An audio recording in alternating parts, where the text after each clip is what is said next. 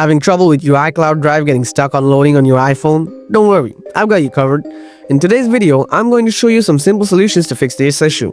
Let's jump straight into it and get your iCloud drive working again. Solution 1. Re-enable iCloud drive. First, open the Settings app on your iPhone. Then tap on your Apple ID at the top of the screen. Next, tap on iCloud. After that, tap on See All next to the Save to iCloud section. Now tap on iCloud Drive. Toggle Sync this iPhone off. Next, tap on Turn off syncing iCloud Drive. Then restart your iPhone. Once your iPhone restarts, head back to the same screen. Finally, toggle iCloud Drive back on. Solution 2. Disable Low Data Mode. Open Settings, then go to Wi-Fi. Tap the information icon next to your connected Wi-Fi network's name. After that, turn off Low Data Mode.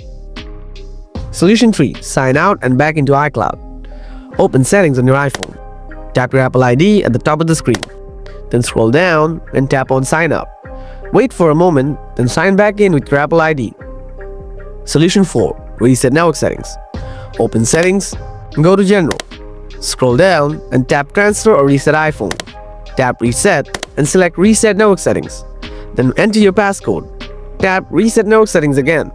After that, check if the issue is resolved. Solution 5. Update iOS. Open Settings, tap General, then select Software Update. If an update is available, tap Update.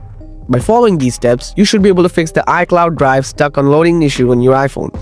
If this video helped you, don't forget to hit that like button. If you have any questions or need more help, feel free to leave a comment below and I'll get back to you as soon as I can. Thanks for watching and see you in the next video.